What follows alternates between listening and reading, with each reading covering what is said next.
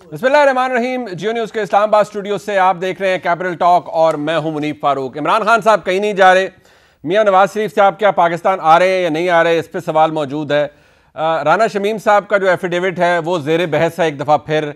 क्या मुल्क की सियासत के अंदर वाकई कोई नई डील होने जा रही है या नहीं होने जा रही, इसके हवाले से भी बात हो रही है। ये वो तमाम बातें हैं जिन्होंने पाकिस्तान की सियासत को इस वक्त अपने घेरे में लिया हुआ है। सवाल यह है कि क्या वाकई इस मुल्क के अवाम इस हद तक तंग आ चुके हैं इस हुकूमत से कि वो ये चाहते हैं कि इमरान खान साहब की हुकूमत ऐसे जाए, जिस तरीके से भी जाए बस चली जाए। क्या वाकई ऐसा हो रहा है?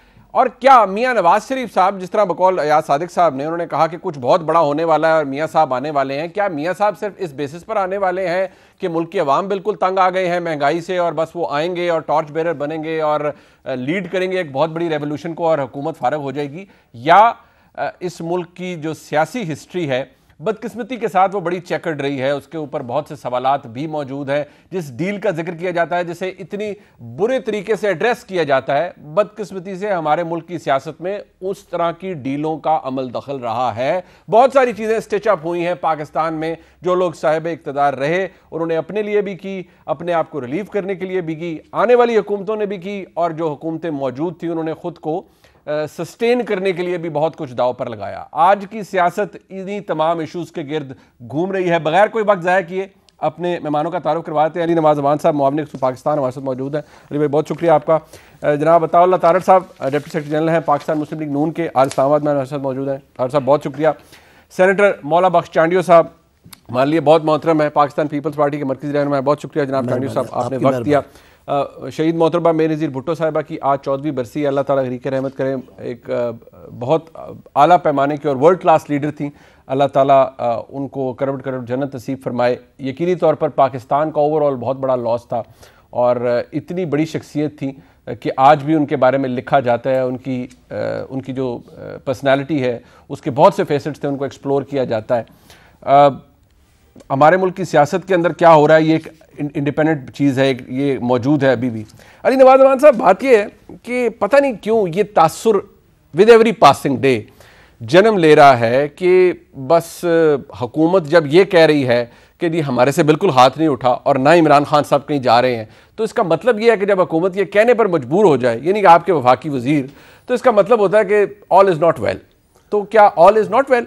नहीं, देखें, इसको इस तरह ले लें कि 3.5 साल तो आपको भी हो गए सुनते हुए। हाँ, आर या पार से शुरू हुई कहानी, फिर ख़त्म हुई इस्तीफे मुंह पे मारेंगे, फिर दिसंबर आ गया, फिर अगला दिसंबर आ गया, फिर बजट पास नहीं होने देंगे, फिर चेयरमैन सेनेट के खिलाफ अदम एतमाद आ जाएगा, स्पीकर के खिलाफ अदम एतमाद आ जाएगा, जी जॉइंट सेशन नहीं हो सकता। अच्छा, जॉइंट सेशन हो गया तो इनके नंबर्स पूरे नहीं होंगे, गवर्नमेंट जाने वाली, पेज था, पेज फट गया। अब ऑपोजिशन इसके अलावा क्या बातें करें? पेज जुड़ गया, इसके अलावा क्या बातें करें? मैं दूसरी तरफ, एक तरफ वो गिरबान पे हाथ डालते हैं, दूसरी तरफ जो प्रेसिडेंट है वो कहते हैं मैं पाँव पढ़ने के लिए तैयार हूँ। पिछले प्रोग्राम में भी ये बात हुई थी आपको। खाकान अब्बासी कहते हैं ऐसी बातें नहीं करनी चाहिए। फिर वो एक दिन आगे कह देते हैं कि शहबाज शरीफ साहब हमारे नेक्स्ट प्राइम मिनिस्टर के कैंडिडेट होंगे। फिर फौर ऐलान हो जाता है इंग्लैंड से नवाज शरीफ साहब वापस आ रहे हैं। ये तो चीज़ें तो आपके सामने, पर जो चीज़ें देखने वाली हैं कि इन 3-3.5 सालों में आपकी क्या क्या मुश्किलात आई, क्या और क्या क्या मुश्किलात दूर हुई, और किस तरह पाकिस्तान किस डगर पे चल रहा है। जब हम आए थे जो इकोनॉमिक कंडीशन थी वो हम नहीं कह रहे, वो खुद मरीम नवाज साहिबा ने ट्वीट की थी और बाद में खैर उसे डिलीट कर दिया था। वो समझी थी कि ये हमारे दौर की ट्वीट है। अच्छा। आपको याद होगा जो IMF की रिपोर्ट उन्होंने ट्वीट की थी जिसमें कहा गया था कि पाकिस्तान का इससे ज़्यादा बुरी स्टेज पे नहीं आ सकता कि $20 अरब करंट अकाउंट डेफिसिट है, $63 अरब आपका ट्रेड डेफिसिट है और पाकिस्तान बुरे हालातों में फंसा था। पाकिस्तान का कोई चेंज नहीं कर सकता, फॉरेन मिनिस्टर कोई नहीं है, पाकिस्तान पूरे तन्हाई का शिकार था दुनिया के अंदर। और आप उससे लेके उठे कि आपने फिर इकॉनमी को टर्न अराउंड किया। इस दफ़ा के जो फिगर्स आ रहे हैं जो कंपाइल हुए हैं वो 5.5% पे हम ग्रोथ ले गए, जो आज तक पाकिस्तान की तारीख में एक बहुत बड़ा है। बाकी जगह एक दो दफ़ा गई है, मुशर्रफ साहब के दौर में 6% भी क्रॉस किया था। पर पाकिस्तान को कंजम्पशन बेस से उठा के एक्सपोर्ट बेस्ड मुल्क बनाया जा रहा है। कोरोना से किस तरह निपटा गया है, लोकस से किस तरह मिनिस्टर गया है, फॉरेन पॉलिसी देखें आप, देखें 2800 किलोमीटर लंबा बॉर्डर है, आपका टर्म ऑयल था। पिछली दफा आपको याद है खाना जंगी छिड़ गई थी पाकिस्तान पे, उसका क्या इम्पैक्ट है? अल्हम्दुलिल्लाह किस तरह उसको टाला गया, अब बात दुनिया को इकट्ठा किया गया। ये आपकी बात जो आपने जितनी चीजें गिनवाई, अगर उनको बिल्कुल जैसे कुछ मैंने कहा, कुछ चीज़ें तो फैक्चुअल हैं, कोई उन्हें डिनाई नहीं कर सकता, लेकिन क्या ये बात दुरुस्त नहीं है कि लोगों ने हाथ खड़े कर दिए और लोग महंगाई की वजह से तंग हैं? आप एक इलेक्टेड एमएनए हैं, क्या लोग ये नहीं कहते यार तो आपने बस करा दिया? आप मुझे ये बताएं कि 2008 हमारे सब बैठे बहुत सीनियर हो गए, इनको याद है कि पाकिस्तान ने 2 मुश्किल टाइम देखे हैं अगर इस सेंचुरी में देखा जाए।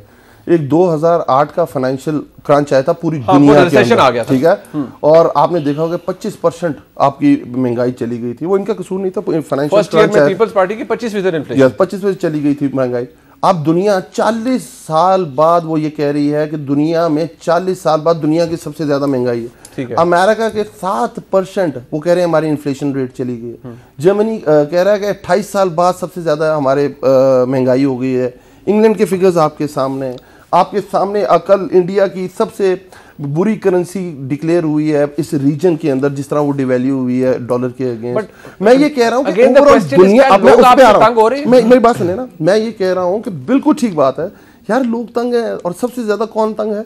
जो तनख्वाहदार तबका है। तनख्वाहदार तबका की तनख्वाह तो वही है, पर आपके अखराजात बढ़ गए हैं। अब एक बंदे का जब किचन डिस्टर्ब होता है वो तंग तो होता है ना। नहीं, बट क्या सियासी तौर पर आपको is it eating into your political capital? क्योंकि सवाल ये है ना, हम पॉलिटिकल कैपिटल सबसे ज्यादा अगर लूज किया है बड़े मुश्किल डिसीजन करके, वो तो तरीके इंसाफ ने किया। कभी भी पाकिस्तान में इस तरह के डिसीजन पॉलिटिकल अपना कैपिटल को नुकसान देके कभी भी नहीं हुए। ठीक है, बट आप ये समझते हैं कि आपको कॉस्ट करेगा अगले इलेक्शन में? IMF का प्रोग्राम जो नवाज शरीफ साहब के दौर में खत्म हुआ था 2016 के अंदर, और अगले 2 साल में $20 अरब का करंट अकाउंट डेफिसिट बन गया। वो क्यों बन गया? कि आपने ना कैपिटल लूज नहीं किया, आपने पॉलिटिकल कैपिटल लूज नहीं किया। उन्होंने पाकिस्तान को तो एक तबाही के दहाने पे पहुंचा दिया, और अपना पॉलिटिकल हमने ये मुश्किल फैसले किए हमारे लिए बहुत। हम भी आप देखें कि जब इनकी गवर्नमेंट गई थी और हमारी आई थी, हमारे जो फॉरेन रिजर्व $7.5 अरब के ऊपर खड़े थे और $20 अरब का करंट अकाउंट डेफिसिट था। आज देखें करंट अकाउंट डेफिसिट $7.5 अरब के अंदर है। अच्छा। और आपके जो रिजर्व है $25 अरब पे खड़े हुए हैं कि आपकी रिजर्व भी मैनेज हो रहे हैं और जो आपका कैपिटल करंट अकाउंट डेफिसिट उसको भी मैनेज किया जा रहा है। ये जो आप बता रहे हैं कि जिस तरह से करंट अकाउंट डेफिसिट कंट्रोल में है और जिस तरह रिजर्व्स हैं उसमें ऑल्दो बहुत सी चीजें हम करें ना, हम भी सागदार इकोनॉमिक्स ले आते हैं, $2.5 अरब महीने का फेंकने लग जाते हैं मार्केट में डॉलर को नीचे। मैं आपकी बातों से जो मैं अक्स कर पाया हूं ये कि महंगाई है, लोग वाकई तकलीफ में है, आपने मुश्किल फैसले किए हैं, सियासी फैसले थे, लेकिन आपका जो वोटर है वो इंटैक्ट है, वो आपकी इन तमाम मुश्किलात को समझता है। सर मैं फिर देखें, आप ये कहेंगे किसी वजह से देखें 2 तरह के वोट्स होते हैं। एक तो आपका डाई हार्ड वोटर होता है, ठीक है, और एक स्विंग वोटर होता है, ठीक है।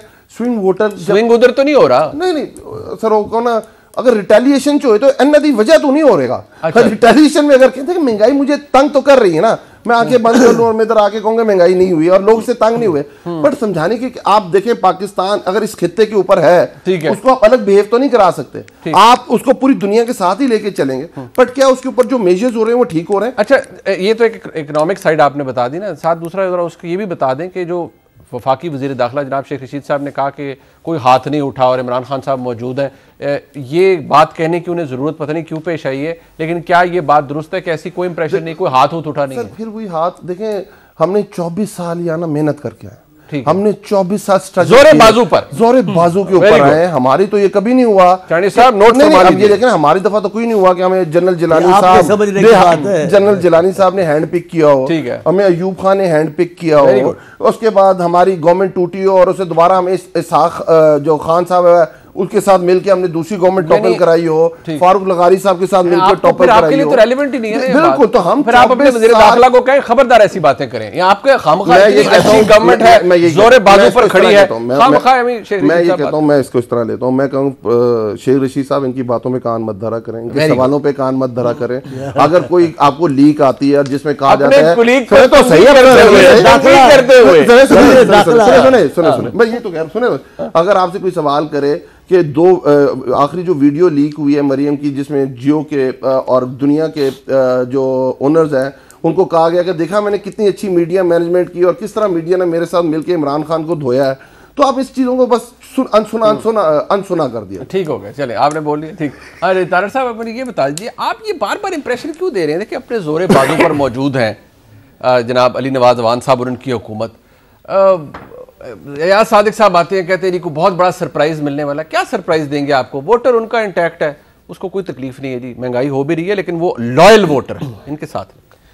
2 पाकिस्तान है, एक स्टूडियो के अंदर का पाकिस्तान है जो टीवी स्क्रीन पे नजर आता है, जहां पे ये भी मुतमईन है, अवाम भी मुतमईन है। आप यहां से कमरे से बाहर जाएं, नीचे सड़क पे 10 लोग, ज्यादा नहीं, आप 10 लोगों को रोक के पूछ लें कि महंगाई किसकी वजह से। ये ठीक कह रहे हैं, मुश्किल फैसले किए हैं। ये मुश्किल फैसला था कि जब मुल्क में चीनी की शॉर्टेज थी तो चीनी एक्सपोर्ट की गई, मुश्किल फैसला था, अपने लोगों को फायदा दिया, अरबों रुपए जेब में डाले, वो गए, पूछने वाला कोई नहीं। मुश्किल फैसला था कि गंदम की मुल्क में शॉर्टेज हो और गंदम आप बाहर एक्सपोर्ट कर दें और सब्सिडी दें एक्सपोर्टर को, और सरकारी अरबों रुपया खर्च करके उसको सब्सिडी दें, मुल्क में शॉर्टेज हो जाए, जो 35 रुपए का आटा था वो 85 पे चला जाए। मुश्किल फैसला था क्योंकि अपने लोगों को नवाजना था। चीनी के साथ भी यही हुआ, हमें जो मर्जी कहते रहे, हमने सब्सिडी दी, हमने चीनी को 55 से ऊपर नहीं जाने दिया, सब्सिडी के बावजूद, एक्सपोर्ट के बावजूद, क्योंकि चीनी सरप्लस थी। ये वाहिद मुल्क है जो पहले एक्सपोर्ट करता है फिर इंपोर्ट करता है। रशिया से आज हम गंदम मंगवा रहे हैं। मैं भी खानेवाल के बाई इलेक्शन से होकर आया हूं। मुनीब साहब, खुदा को हाजिर नाजर जान के कहता हूं, डीएपी की बोरी नहीं मिल रही किसान को। 9,500 रुपया, ये को अमेरिका ने कहा है कि 9,500 रुपया करो, या कोई इंटरनेशनल हालात ऐसे हैं कि डीएपी की बोरी ब्लैक में 9,500 की मिले।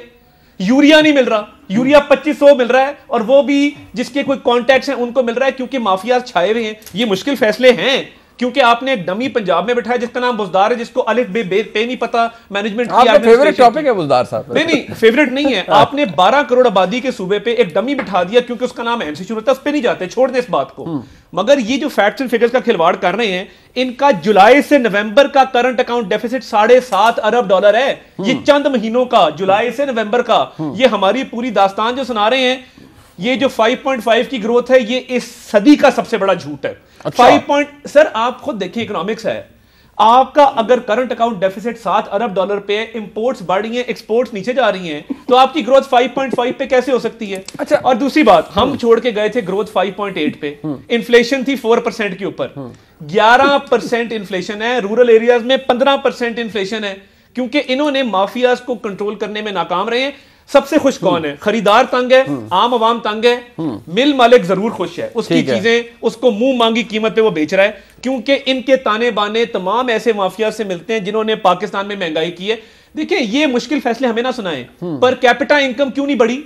आपकी पॉलिसीज की वजह से। पूरी दुनिया में अगर कोविड की वजह से रिसेशन आया है, वहां पे आमदन में भी इजाफा हुआ है, वहां पे इन्फ्लेशन में भी कमी वाकई हुई है, और वहां पे उनकी करेंसी इस तरह डी वैल्यू नहीं हुई। अच्छा, मुझे एक बात बताइए, आपकी करेंसी डी जैसे वैल्यू जितनी बातें आपने की, ये रोने के जनाने वाले हैं। ये अक्सर इंसान जब इक्तदार में होता है ना, उसको पता नहीं लगता। चले वो वैसे ये खुल के दिल खोल के हंस लें, ये आपको तजुर्बा भी है, आपको तजुर्बा भी है, बंदे को इक्तदार में वाकई पता नहीं चलता। नहीं चलता, मैं तस्लीम करता हूं, बंदे को वाकई नहीं पता चलता कि हमारे साथ क्या हो रहा है। मगर हमारे दफा हालात इतने बुरे नहीं थे।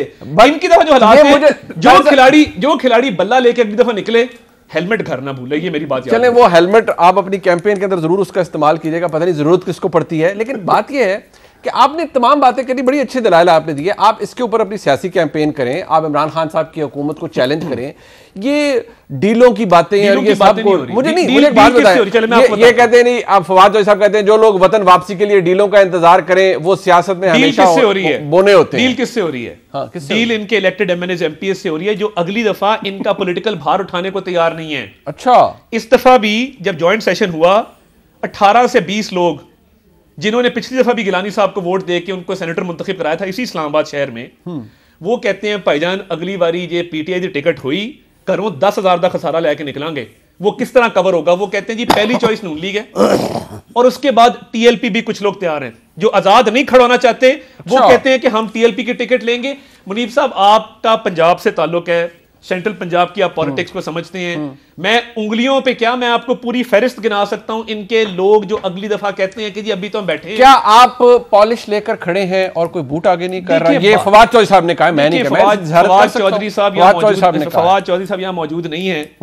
जरदारी साहब के जूते पॉलिश करने से लेके, मुशर्रफ के जूते पॉलिश करने से लेके, चौधरी बरादरान के जूते पॉलिश करने से लेकर हमारे आगे पॉलिश की थी 2018 में। जूते ही थे, हमने जूते आगे नहीं किए। अच्छा, हमने इसलिए नहीं किए, इस तरह का सियासी खाना बदोश और सर्टिफाइड और एक बिल्कुल पाकिस्तान का सबसे बड़ा लोटा जिसका कोई दीन ईमान नहीं है। यूथिया टर्म आपको पता है किसने निकाली थी? मैं उससे एग्री नहीं करता, सियासत में नहीं होनी चाहिए, ये फवाद चौधरी ने निकाली थी। और जो उसके पुराने ट्वीट, जो गालम गलोच इमरान खान को वो करता रहा है, इतनी सी गैरत और शर्म होती ना चले यकीन माने इनकी काबीना में ना बैठता। लेकिन मुझे एक बात बताएं, जब आप अयाज सादिक साहब खुद कहते हैं कि गैर सियासी लोगों से भी मुलाकातें हो रही है, बातचीत हो रही है, तो आप क्या उनसे दो का पहाड़ा सुन रहे हो? नहीं, देखिए गैर सियासी नहीं, मेरा नवाज शरीफ साहब की मुलाकातें अयाज सादिक साहब, देखिए अयाज सादिक साहब का भी जिन लोगों से राब्ता है, हाँ जी, वो इनके सिटिंग एमएनए एमपीएस है, वो दिन रात हमें अब कॉलें कर रहे हैं, हमारा तो फोन बंद नहीं हो रहा। वो कहते हैं गैर सियासी ना, तो गैर सियासी तारड़ साहब मुझे बताएं और कौन होता है यार? देखिए नहीं, ऐसा तासुर बिल्कुल गलत है, ऐसा कोई तासुर नहीं है। पॉलिटिकल फोर्सेस के साथ हमारा राब्ता है, बाकी किसी तरह की गैर सियासी कुव्वत से आपका राब्ता नहीं है? हैंड्स ऑन हार्ट मुझे बता। जी बिल्कुल कोई राब्ता किसी गैर सियासी कुव्वत से नहीं है। चलो बात क्लियर कर दी। और ये जो दावे कर रहे हैं ना कि हम अपने जोरे बाजू पे आए थे, तो ये जब जाएंगे, एक मैसेज मैंने यहां से दिलवाया ना शेख रशीद साहब को, आप भी अयाज सादिक साहब को दे दें कि जनाब ऐसे इंप्रेशन ना दें कि मियां नवाज शरीफ साहब गैर सियासी लोगों से मिल रहे हैं। एक बात जरूर कहना चाहूंगा, आने वाले दिनों में आप देखेंगे कि इमरान खान इस मुल्क में सिविलियन सुप्रीमेसी का सबसे बड़ा चैंपियन होगा और वोट को इज्जत दो किनारे को लेके वो आगे चलेगा, क्योंकि वो सिलेक्टेड है और अब सिलेक्टेड को थोड़ी होश आना शुरू। वो ये कह रहे हैं कि हम उससे हट गए हैं तो वो आ जाएगा। अच्छा, वो देखिए प्रैग्मेटिज्म तो यही है ना, अब हर कोई प्रैग्मेटिक हो जाता है। अब खान साहब के पुरानी तकारीर सुने, मेरी कॉन्फिडेंस, इमरान खान साहब की पुरानी तकारीर सुने और आज के इमरान खान साहब को देखें, मेरी कॉन्फिडेंस की वजह खानेवाल का बाई इलेक्शन है, डस्के का बाई इलेक्शन है, वजीराबाद का बाई इलेक्शन है, खुशाब का बाई इलेक्शन है, लाहौर का बाई इलेक्शन है। सिटिंग गवर्नमेंट को इतनी बुरी तरह फेंटी कभी तारीख में नहीं पड़ी कि 12 में से 11 बाई इलेक्शन, 12 में से 11 केपी के अपने घर में हार गए। चाणिया साहब मुझे सिर्फ एक बात बताएं कि ये जो हमारे मुल्क में, आप माशाल्लाह आपको तारीख का हमसे बेहतर पता है, ये जो सियासत में डील शील की बातें हो रही हैं, अभी आज बिलावल साहब भी फरमा रहे थे, जिसके ऊपर जब वो तनकीद कर रहे थे तो फवाद चौधरी साहब ने कहा कि शहीद बीबी की बरसी है और ये बोने जो हैं सियासी ये बातें कर रहे हैं और बड़ी अजीब मज़ाक़ खेज़ किस्म की। लेकिन ये जब जरदारी साहब के हवाले से भी एक वो आए, उन्होंने कहा कि हमसे फार्मूला मांग रहे हैं, हमने कहा पहले इन्हें हटाएं, तो उस वक्त भी कहा कि ये सब तैयार हैं बशमूल जरदारी साहब के पॉलिश लेकर, लेकिन कोई बूट आगे नहीं कर रहा। लेकिन मैं इस मुल्क में कुछ हकीकतें हैं, अच्छा, उनको तस्लीम करना चाहिए। ठीक, एक हिस्से का अमल दखल है पाकिस्तानी सियासत में जिससे कोई इनकार नहीं कर सकता। सब लोग उनको मुहब्बे वतन के हवाले से भी कबूल कर लेते हैं, इसलिए कहते हैं। लेकिन जैसे अभी उन्होंने कहा हम भुट्टो अयूब खान के नहीं, बाबा अयूब खान का और भुट्टे का संभाल कर जिक्र करें। अयूब खान को कम तलाक में भुट्टो ने छोड़ा, आलम उरूज में छोड़ा, भुट्टो ने उसको जिल्लत में पहुंचा कर अयूब को फिर नहीं छोड़ा। वो जाहो जलाल के साथ अलग हुए, वजीर खारजा इंतहाई पावर, कहते बेटा है अयूब खान का, उन्होंने पावर में छोड़ा, फिर कभी वो रास्ता उन्होंने लिया नहीं। आप मरने तक जिन लोगों ने कहा कि हम इनकी ख्वाबों की तकमील करेंगे ज़िया की, उनको बात कर सकते हो, हमारे लिए नहीं कह सकते। और जहाँ तक डील की बात है, ये भी इन्होंने रिवाज डाला है। आज बिलावल साहब ने तकरीर की, उसमें क्या कहा है? अब पकड़ने वाले तो भले, तनकीद करने वाले तो करेंगे ना। अली नवाज साहब मुझे इसलिए अच्छे लगते हैं, अच्छा, मातम वाली जगह पे कह के मारते हैं, जहां पूरी कौम मातम करती है, पीटीआई के खास तौर पे, और अल्लाह साहब वहां कह के मारते हैं। मैं लाहौर वालों की बड़ी इज्जत करता हूं, पर लतीफे पे कह का ये उनका कल्चर है, ये है नहीं लाहौर के, लेकिन इनका भी वही डिजाइन है। मातम है मातम। आप 3-3.5 साल गिनवा रहे हो, बताएं आपने 3 साल में कर्जा कितना उठाया है? ये क्यों नहीं बताते आप? IMF के साथ आपने किया क्या, वो क्यों नहीं बताते? ये लोगों का भूख मरना क्यों नहीं बताते? ये कहां आपने कयामत कर दी है? वो कहां गए जो चीनी के आप इंक्वायरी करके चीनी चोरों को पकड़ रहे थे? क्यों नहीं? उनको तो वापस कबूल किया है आप लोगों ने। ये आप चोरों को क्यों नहीं बताते? अभी मैं हमारे दोस्त हैं, मेरे भाई हैं, बड़ा अच्छा बोलते हैं, सलीके से बोलते हैं, यही इनके लिए काफी है। वरना पीटीआई का नुमाइंदा जो भी आता है सलीका जानता ही नहीं है, पहले ही गाली से शुरू होगा, बदतमीजी की, ये अच्छे बहुत। मैं ये कहता हूं हमारा मामला अलग है, हम पर लाख इल्जाम लगे, लेकिन हमने कभी ऐसी बात की नहीं है। भुट्टो ने नहीं किया, बीबी ने नहीं की। मैं वो पहला पावर इधर था, बीबी को मिला जब जीत के आई, न्याजी साहब के घर में थे। कौन लोग आए उनसे बात करने? बीबी नहीं गई। कभी इदारों को कथा कलामी होगी। जब 2007 में NRO हुआ, उसके बाद जो सारी डील हुई, उस वक्त के जो मुक्तदर कुव्वतें थी, तो तो वो तासुर तो यही है, और बल्कि फैक्ट भी है कि मोहतरमा शहीद भी उनकी भी डील ही हुई जिसके नतीजे में मामलात हुए और वो वापस तशरीफ लाए। मैं आपकी बात को कबूल कर लेता हूं, मेरी तरफ से जो बात है, अगर मुल्क को बहरान से निकालना ही जरूरी है तो बहुत सारे इनकलाबियों की मैं मिसाल दे सकता हूं जो डील मतलब जो उन्होंने वक्त के आमरों से हाथ मिलाया कि सिर्फ मुल्क बहरान से निकले। हाँ। ये तो मुशर्रफ ने जो कयामत बपा की, जी। रियासत के हर महकमे को हिला के रख दिया, जड़ें हिल रही थी। बट साईं, क्या आज भी आप ये करने के लिए तैयार हैं जिसके लिए आप पर ये इल्जाम लग रहा है बसद एहतराम कि जी आप हाथ में ये मुस्लिम लीग नून हो या आप हो, आप पॉलिश लिए खड़े हैं और बस कोई आगे से बूट नहीं आ रहा? मैं किसी को कहता नहीं हूं। खान साहब कौन सी अवामी इलेक्शन जीत के लीडर बने थे? मुशर्रफ के वजीर बने थे। अच्छा, मुशर्रफ के वजीर थे, फिर बाद में इस्तीफा दी उन्होंने, उनकी पार्टी में थे। मुशर्रफ साहब के वजीर कब थे? सही थे, उनके एमएनए थे, एमएनए थे, फिर छोड़ी। तो किसको आप ये बात कहोगे? अभी तो वो कहते हैं हमने 24 साल इतनी तहरीक चलाई, हमने जिद्दोजहद की। मैं हाथ जोड़ रहा हूं। कौन सी इन्होंने तहरीक चलाई है? ऐसे किसी को ताकत है डी चौक में खड़ा होकर पार्लियामेंट को लानते भेजे बगैर ताकत के? वो उनके ताहिर कादरी साहब चले गए, कफन सिलवा लिया, चादरें पहन ली, वो तो जिंदा सलामत है, अल्लाह उनको जिंदगी से दे। आपने कहा उठना, सुबह को उंगली उठेगी, कोई उंगली नहीं उठी। ये किसकी उंगली का इंतजार था? ये आपने किसकी उंगली बताया कि वो अल्लाह की तरफ है, अल्लाह रब्बुल इज्जत। अल्लाह तो बड़ी चीज है ना, ये इनका उन पर एतमाद होगा मुसलमान, बिल्कुल, लेकिन सियासी लिहाज से ये किसी और उंगली के पीछे है।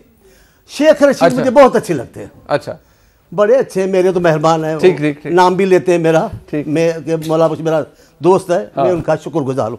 और बातें सच में, मजाक में सब कह जाते हैं। अच्छा, आज जो बयान दिया इनके डूबने के लिए है। क्या कि अभी हाथ हम पर है? नहीं, उन्होंने आवाम का हाथ नहीं है, आपको पर अल्लाह का हाथ नहीं है, किसी का हाथ नहीं है।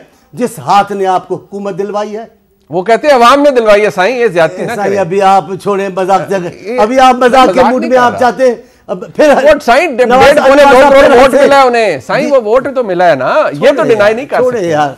अभी मैंने तो इलेक्शन देखी, लियारी का इलेक्शन पीपल्स पार्टी हारेगी, जहां नस्ल दर नस्ल पीपल्स पार्टी मौजूद है। लाड़काना में 2 दिन के लिए इनकी नतीजा नहीं आया। लाड़काना को कबायली इलाके में था। अच्छा, चले, ये बहुत कुछ इकट्ठा हो गया। अली नवाज अवान साहब यकीनी तौर पर बेचैन भी हैं कि इन तमाम बातों का वो पुरजोर अंदाज में जवाब दें। जरूर दे, लेकिन शेख रशीद जिंदाबाद। नारा लग गया जी कैपिटल टॉक से, शेख साहब जिंदाबाद। और शेख साहब बहुत पसंद है जनाब मौला बख्श चांडियो साहब को। एक ब्रेक ले लेते हैं जी, एक ब्रेक ले लेते हैं, हमारे साथ रहिए।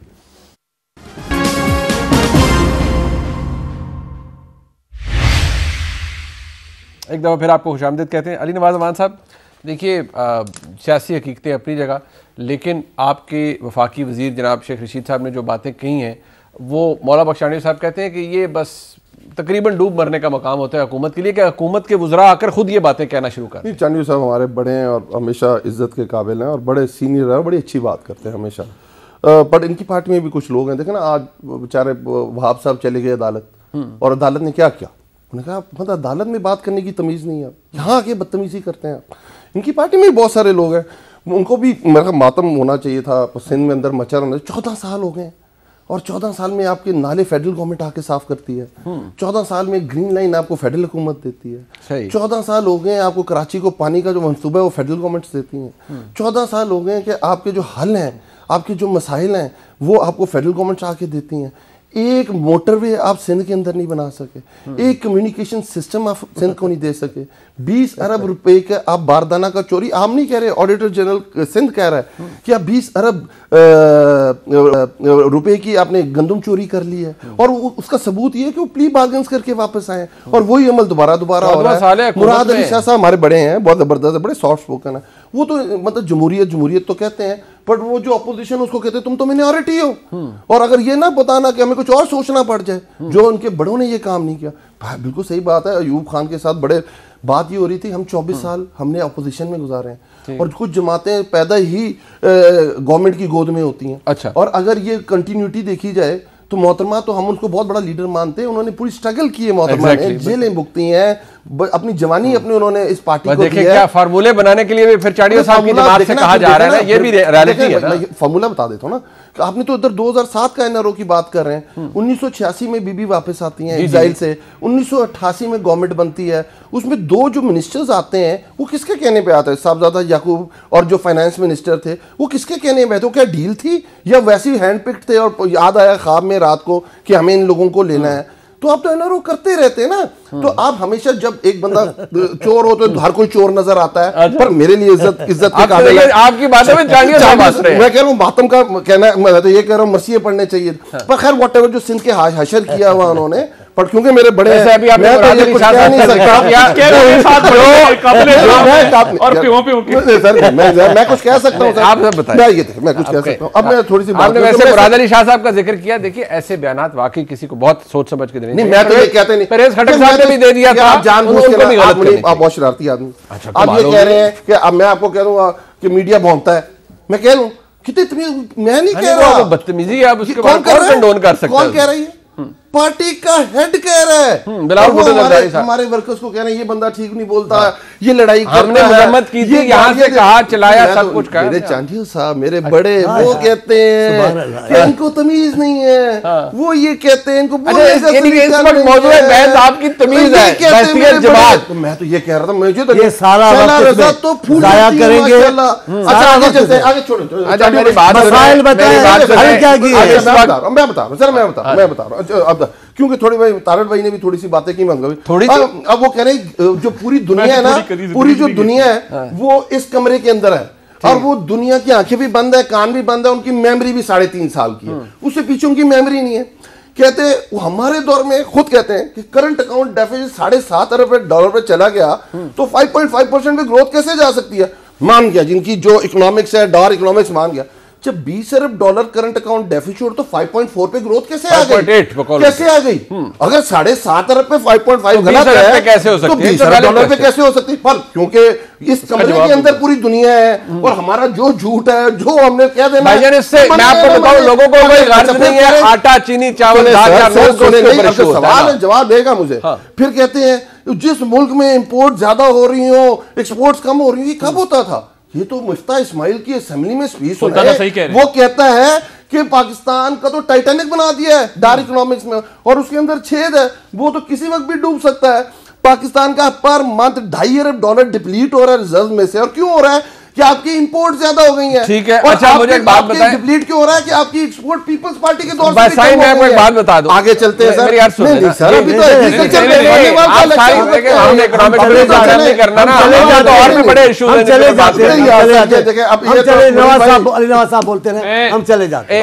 अब चांडियो साहब ने कह दिया, मैं चांडियो साहब के कहने पे वैसे हमारी बात कर रहा हूं, चांडियो साहब छोटे भाई है, मैं उनसे उम्र में बड़ा हूं, एहतराम करते हैं, वो अलग जगह पर है। चले बस ठीक है, लेकिन एक क्योंकि अली नवाज अवान साहब ने कहा है, जो बात मेन ऑपरेटिव पार्ट था ना, जो जिस बात ने भी कहा और जिस बात पे तारड़ साहब ने भी कहा, आपकी जमात ये जो तासुर दे रही है ना कि ये डील डूल के चक्कर में, किसी डील के चक्कर में, हम नहीं दे रहे, वो खुद खुद देते हैं। वो फवाद नहीं है।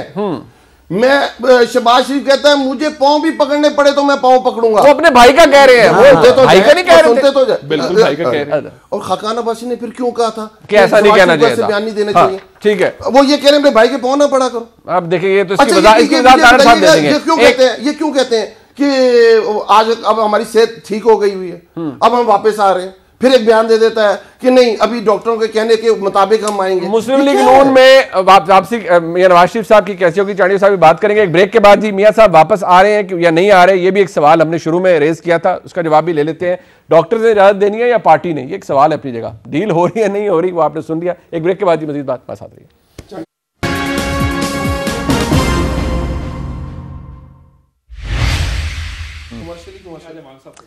मियां नवाज शरीफ साहब की वापसी हो रही है या नहीं, जरा ये क्लिप्स देख लीजिए।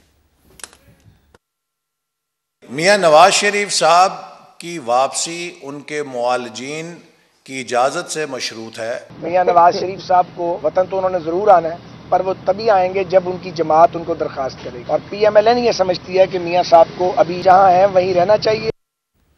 तारड़ साहब, मियां साहब को इजाजत वापसी की डॉक्टर ने देनी है या जमात ने? दोनों ने देनी, उसकी वजह है ना। अच्छा, blend of both. Last time देखिए, लास्ट टाइम जब उनकी तबीयत खराब हुई और उनको अस्पताल शिफ्ट करने की जरूरत पेश आई, हमने तो दरखास्त नहीं की थी कि उनको अस्पताल शिफ्ट करें। अच्छा। गवर्नमेंट के हाथ पैर फूले, उन्होंने वहां शिफ्ट किया, बाहर भिजवाया, सारा कुछ किया।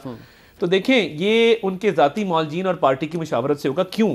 क्योंकि अगर पार्टी समझेगी कि उनका इलाज यहाँ पे आके भी हो सकता है और उनकी जिंदगी को मौजूदा हालात में खतरा नहीं है, तो पार्टी उनको ये मशवरा देगी कि जी जाती मौलजीन अगर आपको इजाजत दे रहे हैं तो मियां साहब का कोई प्रोसीजर जो जिसके हवाले से कहा जाता था वो हुआ नहीं है। तो वो आप मियां साहब की जो एक मॉरल स्टैंडिंग है, इखलाकी जो स्टैंडिंग है, उस पर बहुत बड़ा सवाल है कि आपने 2 साल गुजारे, माशाल्लाह हशाश पशाश रहे, अपनी एक्टिविटीज भी करते रहे, उन्होंने तहरीक भी अपनी तरफ से वहां से चला दी, लेकिन कुछ हुआ नहीं। देखिए, एफिडेविट भी आ गया, ऑडियोज भी आ गई। एक तो बेटे से तनख्वाह ना लेने पे निकाला गया, छोड़ दें। जज बशीर ने कहा करप्शन नहीं, छोड़ दें। ये सारी चीजें वक्त के साथ साबित होंगी कि नवाज शरीफ साहब बेगुनाह थे और ये ऑन रिकॉर्ड होंगी, अदालतों में होंगी। अल्लाह ताला के फजल से मैं हर अदालती पेशी पे मौजूद होता हूं। मैं आपको वसूख से कह रहा हूं, एक पाई की करप्शन ये साबित कर दें। हजारों किलोमीटर मोटरवेज बनाई हैं, हजारों मेगावाट बिजली लगाई है, इस मुल्क की नक्शा तब्दील कर दिया है। चांडियो साहब सिंध से आते हैं, पूछें सक्खर से जो मोटरवे गुजर के आगे कराची तक जाती है। तो ये देखें, ये एक गेम चेंजर था जो सी पैक और बाकी मामला थे। मियां साहब का जो सेहत का मामला है, उनको 11 स्टंट डले हुए हैं, उनकी एक बाईपास हो चुका है, उनकी एक परफोरेशन हुई हुई है। वो इस तरह के हशाश बशाश इंसान नहीं है कि शहजाद अकबर और इमरान खान की जेल में जहां पे कहें जी फलां चीज बंद कर दो, फलां चीज जमीन पे सुलाओ, फलां सलूक करो। हम कोई दहशतगर्द नहीं है कि जिन्होंने अरबों रुपया इस मुल्क का खाया है, ठीक है, इस मौजूदा हुकूमत ने, वो हमें डिक्टेट करे कि जेलों में क्या हालात होंगे। मुझे समझ ये नहीं आता, याद सादिक साहब एक तरफ फरमा रहे हैं कि मैं 20 जनवरी को जा रहा हूं और मैं मियां साहब को वापस ले जाऊंगा। एक कोई कहता है जमात बताएगी, दूसरे कहते हैं मौलवी बताएंगे, आप कहते हैं दोनों बताएंगे। अयाज सादिक साहब मियां साहब के दरीना साथी हैं, बिल्कुल मेरी तरह दिल करेगा कि वो जल्द से जल्द आ जाए। मेरा भी दिल करता है कि परसों की बजाय कल आ जाए। इस बात पे चांडियो साहब आ गई है तो गाल नहीं समझो। अगर पार्टी ये सियासत नहीं कर रहे, वो जैसे असद उमर साहब ने कहा था ना, मैं दिल से मोइशत चलाएंगे जज्बात। एक बात मैं आपको बताऊं, पार्टी और मौलवी जरूर करेंगे, मगर मियां साहब जब फैसला कर लें तो फिर आ जाते हो। ये दिल लगी कर रहे हैं, सियासत नहीं कर रहे साहब। ऐसे जरदारी साहब भी यहाँ तशरीफ लाए इस्लामाबाद और उन्होंने कहा वहां नहीं होंगे, बीबी की बरसी थी वहां पर जलसे में, फिर एकदम वहां पर माशाल्लाह तशरीफ ले गए। ये यहाँ तो अफवाह फैलाई गई थी, यहाँ नहीं आए, वो नहीं आए, कहाँ आए यहाँ, वो तो बहुत दिन पहले थे यहाँ। अच्छा, फिर चले गए, आज बरसी में थे, बरसी में तकीर की उनकी। लेकिन बात करने के लिए है ना, अल्लाह साहब आए नहीं है हमारे सिंध में, मेरे साथ चले, ये हमारे रास्तों का जो बताते हैं मैं चल के दिखाता हूँ। ऐसे रास्ते हैं, थर के इलाके में भी सुपर हाईवे की तरह बना हुआ है। अच्छा, आप चले, मैं दिखाता हूँ। थर का एक रास्ता भी अभी कच्चा नहीं रहा, ठीक है, चल के देखे। थर पार्कर में जो हॉस्पिटल है वो चल के देखे। ऐसे नहीं है, लेकिन जहां सालों से एक मुसीबत पड़ी हुई होगी वहां ये हो जाएगा। अभी आपको कराची के नाले याद आ रहे हैं, आप ईमानदारी से तो बताओ, ये 15-14 साल किसके पास थे ये नाले? ये किसने नाले बंद किए, किसने बेहतरी नहीं लाए? आप तो देखिए ना, वो लोकल गवर्नमेंट का मामला था। लोकल गवर्नमेंट 15-16 साल से एमक्यूएम के पास है। आप उन्हें अपने साथ इक़्तिदार में शरीक कर लेते थे, सब कुछ कर लेते थे। पाकिस्तान में पाकिस्तान में जो पार्टी इक़्तिदार में आएगी उसे क्या क्या करना पड़ेगा, मैं उसका बात नहीं करता। बस फिर तो यानी कि सर वो डील भी करेगी, वो एडजस्टमेंट भी करेगी। नहीं, अपने मुल्क के अथॉरिटी से या जो ताकतवर लोग हैं, चाहे अवाम है, उनके साथ बाइज्जत बातचीत तो दुनिया के इनकलाबियों ने भी की है। बिल्कुल ठीक है, यानी कि फिर तो कोई डेफिनेशन चेंज कर दी, नहीं मुज़ायका कोई नहीं। अच्छा, आप बात करें, मैं ये बात आपको हाथ की जरूरत है तो आप बात देखिए। अब ये जो बात करने लगे वो मौजूदों से ज्यादातर उसको मंसूब किया जाता है कि हमने बहुत तहजीब खत्म हो गया भाई जल्दी, तो उन्होंने कहा हम सिंध को वापस मौजूदों की तरफ लेके जा रहे हैं। तो आप देख लें जाके, जिस तरह ये पंजाब को हड़प्पा की तरफ ले गए हैं, पंजाब को उन्होंने हड़प्पा बनाया ना उस्मान गुलजार को बिठा के। अब देखिए, तो ये ठीक बात है, उस्मान गुलजार वसीम अकरम है हमारा। अच्छा बताओ, ठीक है, कहने की मतलब उन्होंने कहा कि जब उनको समझ आएगी, उनका इलाज हो रहा है वहाँ, ठीक है, अब वो वापस बताओ क्यों आ रहे हैं? उन्होंने अपनी रिपोर्टें इंग्लैंड अथॉरिटी को दी, इंग्लैंड वालों ने कहा यहाँ को कोई मसला ना जिन वापस पाकिस्तान भेजो, वापस पाकिस्तान भेजो। असल ये मसला हुआ है, उन्होंने वो रिपोर्टें वहां दिखाई है ना, उन्होंने कहा वापस भेजो। चलें जी, सब कुछ बहुत कुछ लेजिटिमाइज हो गया। अब आने वाला वक्त बताएगा पाकिस्तान की सियासत में क्या होता है। मैं मान साहब, तारड़ साहब और जनाब चांडियो साहब, बहुत शुक्रिया आपका। प्रोग्राम देखा जी आपने, खुदा हाफिज़।